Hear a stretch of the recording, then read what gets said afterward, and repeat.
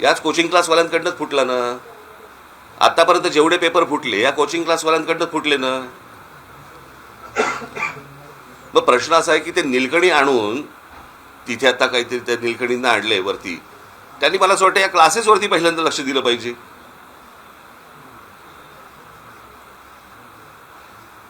Classes ठरवणार की विद्यार्थ्यांनी कोणत्या कॉलेजमध्ये जायचं, हे कुठची शिक्षण पद्धत. चंद्रकांत पाटलांनी याच्यामध्ये लक्ष घातलं पाहिजे, मुख्यमंत्र्यांनी याच्यामध्ये लक्ष घातलं पाहिजे. विद्यार्थ्यांचे हाल होत आहेत.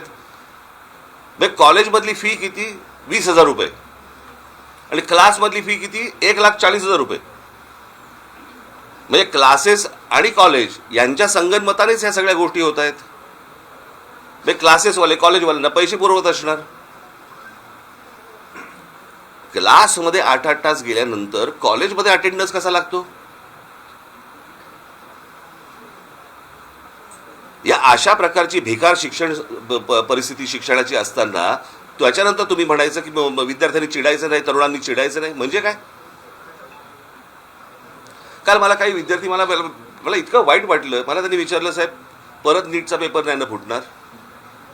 नाही एवढी आज तिथे एक मुलगा, मला मी त्या मुलाचं नाव काल त्याचे घरचे येऊन गेले, ज्याने आत्महत्या केली, यश गोसावी. त्या मुलाने आत्महत्या केली. ज्या 21 विद्यार्थ्यांची नावं आहेत आत्महत्या केलेल्या ह्याच्यामध्ये, त्याच्यामध्ये त्या यशचं नाव नाहीये. नाशिकमधला मुलगा आहे तो.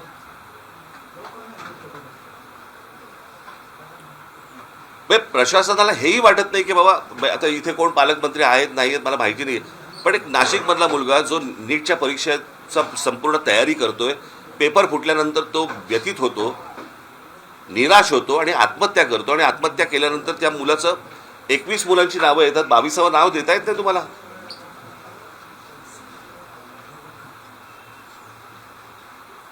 हे कोणतं सरकार चालू आहे आणि काय प्रकार चालू आहे मला समजलंच नाही. मला मी तुम्हाला एक गोष्ट वाचून दाखवतो, तुम्ही ती सर्वांनी नीट ऐका. आता बस, आता शांत.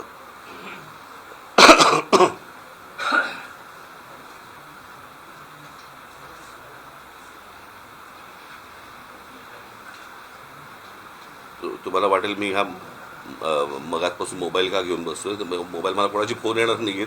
मला एक गोष्ट वाचायची म्हणून तुम्हाला ठेवलंय बरोबर.